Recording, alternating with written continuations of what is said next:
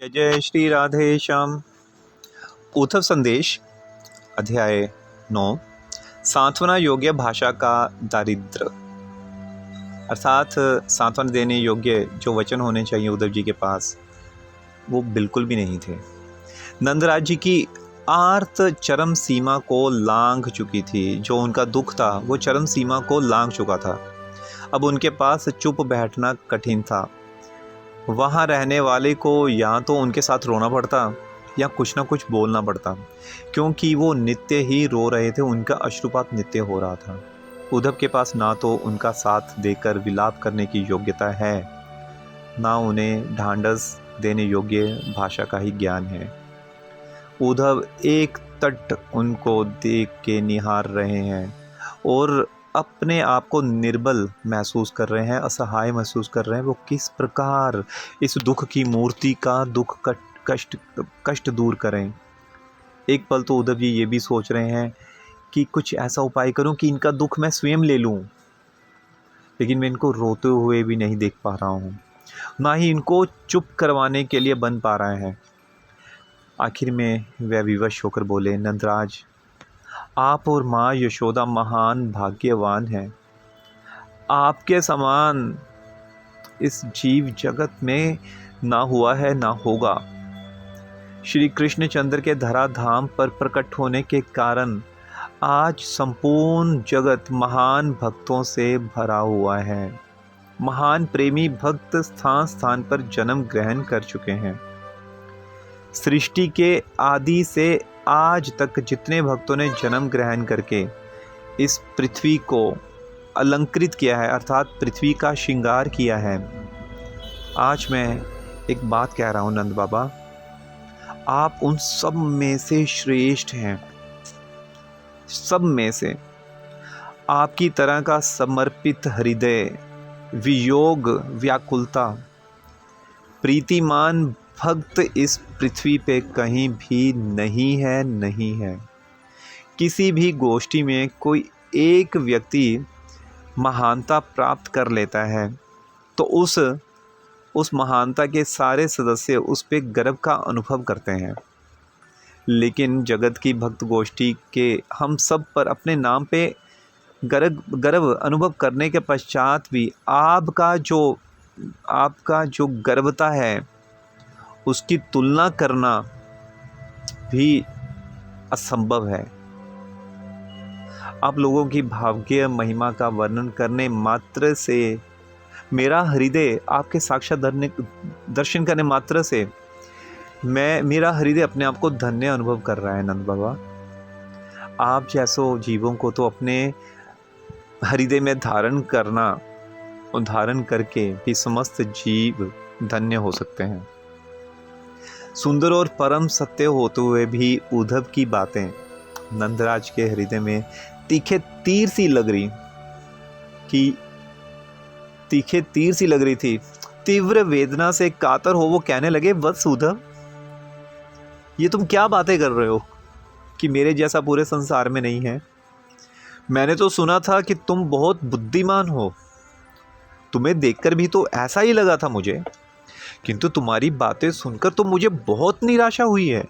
तुम नीरे बालक हो, नीरे बालक, नितांत पूरे के पूरे अज्ञानी हो। ऐसा नहीं होता तो तुम मुझ महान भाग्यविहीन का मुख देखकर भाग्यवान क्यों कहते। उद्धव, जो व्यक्ति पुत्र विरह से मूर्छा को प्राप्त हो रहा हो, जो रो रहा हो, जिसका हृदय फट रहा हो, तुम उसे भाग्यवान कैसे कह सकते हो? क्या यही है तुम्हारी बुद्धिमत्ता? फिर भी वो पुत्र कोई ऐसा वैसा पुत्र नहीं। पुत्र तो सभी मनुष्य के होते हैं उद्धव, सभी मनुष्य के होते हैं। मैं कोई नया पिता नहीं हूँ। पूरे संसार में पहले भी कई पिता हुए हैं, अभी भी कई पिता हैं और आने वाले समय में भी कई पिता होंगे, लेकिन ऐसा पुत्र कहाँ पे होता है? कृष्ण के जैसा पुत्र क्या किसी को हुआ है या होगा? मुझे ये बताओ, जिससे दूरी होने पे जो मेरा दुख है, जिसकी वजह से मेरी जो स्थिति है, ऐसी स्थिति में तुम मुझे भाग्यवान कैसे कह सकते हो? यदि तुम्हारे हृदय में स्वल्प मात्र में भी अनुभव शक्ति होती तो तुम मेरे जैसे व्यक्ति को भाग्यशील कभी नहीं कहते उद्धव, कभी नहीं कहते। जो श्री कृष्ण जैसे पुत्र रत्न के वियोग में मरने को होने के पश्चात दिन रात छटपटाता है और मृत्यु भी उसको गले नहीं लगाती, जिसके मस्तिष्क में अल्प मात्रा में भी बुद्धि होगी, वह ये भली भांति जानता होगा कि पृथ्वी पे मेरे जैसा भाग्यहीन, जिसको भगवान, इतना सुंदर बालक जिसको लोग भगवान कहते हैं, जिसने मेरा हृदय प्रसन्नता से भर दिया हो, इतनी आयु के पश्चात मेरा हृदय प्रसन्नता से भरा हो, जिसका हृदय, जिसके वियोग में फूट फूट कर रो रहा है, जिसके बिना रहना एक क्षण भी मेरे लिए मुश्किल है, उसके जैसे वियोग में मरनासन पिता को तुम भाग्यवान कैसे कह सकते हो? बड़े से बड़े शत्रु को भी हमारे जैसा दुर्भाग्य प्राप्त ना हो, हमारे जैसा दुर्भाग्य प्राप्त ना हो उद्धव। हमारे ऊपर तो विधाता ने क्या मार करी है कि वो भी हमसे विमुख हो गए। जो ऐसी भी बात सुननी पड़ती है कि हम भाग्यवान हैं कि मेरा पुत्र मुझसे दूर चला गया। हमें भाग्यवान कहना तो एक प्रकार से हमारा परिहास ही हो गया उद्धव। नंदराज की बातें सुनकर उद्धव स्तब्ध रह गए, एकदम मौन कर गए, चुप कर गए। उन्हें लगा उनका सारा ज्ञान शून्य हो गया, सारी बुद्धि अचानक से लुप्त हो गई, समाप्त हो गया उनका सारा ज्ञान। बृहस्पति जी के से शिक्षा ली हुई एकदम शून्य हो गई, वो एकदम मौन हो गए। वो समझ गए कि वो एक अज्ञानी है। एक उच्च कोटि के भक्त के आगे बैठ के उनको सांत्वना देना और वो ज्ञान संबंधी बातें करना, उनके पास कुछ भी नहीं है। वो दरिद्र हैं। दरिद्रता इतनी है कि उनके पास जो ज्ञान का भंडार था वो समाप्त हो चुका है, लुट चुका है। उद्धव गंभीरता से विचार करने लगे तो लगा कि उन्होंने जो कुछ कहा है, नंद बाबा ने जो जो एक शब्द कहा है, वो वास्तव में सत्य ही तो है। जिसके हृदय में आकुलता से भरपूर इस प्रकार का कृष्ण अनुराग विद्यमान है, वही तो परम भाग्यवान है। भक्ति शास्त्र, समस्त शास्त्र इसी का तो समर्थन करते हैं। जो बात शास्त्रीय सिद्धांत से कही गई हो वही कहना ही शास्त्र के अनुसार या नीति के अनुसार ही कर्तव्य होता है। लेकिन मैं कर्तव्य विहीन बात कर रहा हूँ। जो नीति के विरुद्ध हो रहा हो तो मैं उसमें बोल रहा हूँ ये भाग्यशीलता है। ऐसा कैसे हो सकता है? किंतु आश्चर्य तो इस बात का है, ऐसी बात भी अन्याय और अकर्तव्य सी लगकर नंदराज जी की और वेदना बढ़ गई। जी मैंने और ज़्यादा अन्याय कर दिया। उद्धव दिग्भ्रांत की तरह विचार समुद्र में गोते खाने लगे, अपने आप को एकदम शून्य प्रतीत करने लगे। वस्तुतः उद्धव नंदराज जी की श्री कृष्ण प्रीति का गौरवांश ग्रहण करके मूर्छित प्राय हो गए थे, एकदम स्तब्ध हो गए थे। वो एक टक नंदराज जी के मुखमंडल की ओर निहारना शुरू कर दिया, किंतु उनके सौर भाष का कण मात्र भी ग्रहण नहीं कर पाए। उद्धव नंदराज के दुख में अल्प मात्र भी अनुभव नहीं कर पाए कि उनके हृदय में जितना दुख है उसका एक लेश मात्र भी उसके हृदय में, शुष्क हृदय में जो ज्ञान से मलिन था, वो हृदय एक पल भी वो उसको धारण नहीं कर पाए, बल्कि उल्टा वो धारण करने का जो प्रयास मात्र होना भी था, उसने उनके ज्ञान को समस्त चकनाचूर कर दिया। उद्धव ने ये भली भांति हृदयंगम कर लिया कि इतना अनुराग जिसके हृदय में भरा है वो कितना महान है, और इसलिए उनको महान भाग्यवान कह भी सके। इसलिए तो कह सके लेकिन उनका कहना नंदराज के दुख का और कारण बन गया।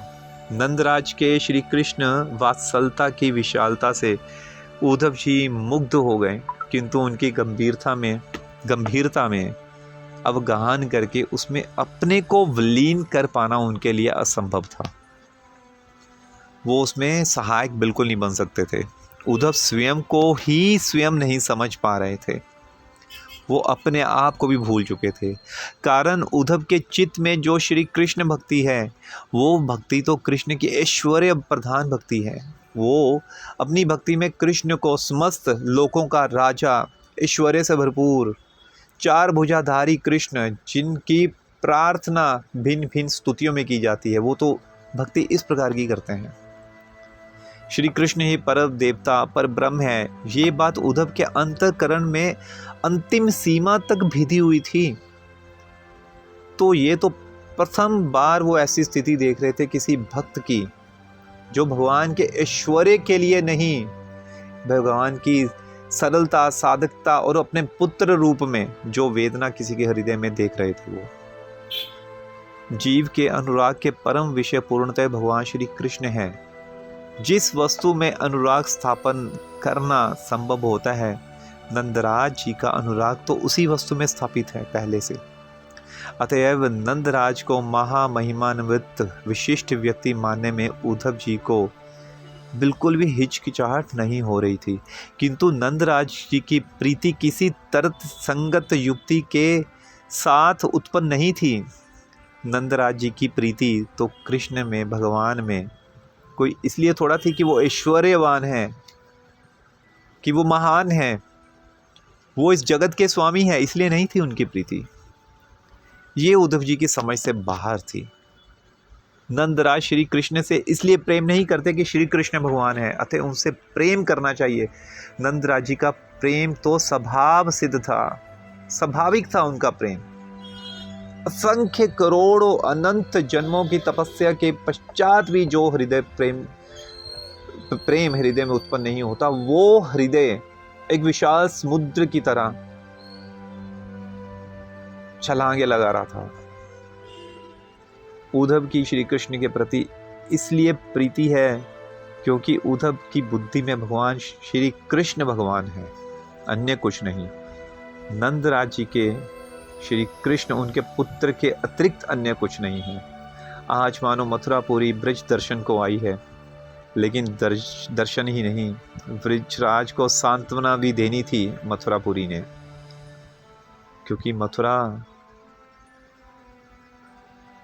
श्री उद्धव जी के रूप में वहाँ पे पहुंची थी ब्रजराज को सांत्वना देने।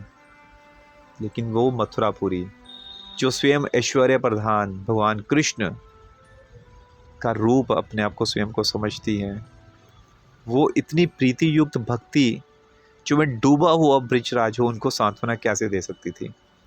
उद्धव ब्रजराज के श्री कृष्ण प्रेम की गरिमा मात्र बुद्धि के द्वारा ग्रहण ही नहीं कर पा रहे थे, वो समझ नहीं पा रहे थे बुद्धि से ये हो क्या रहा है, ये कैसी प्रीति है।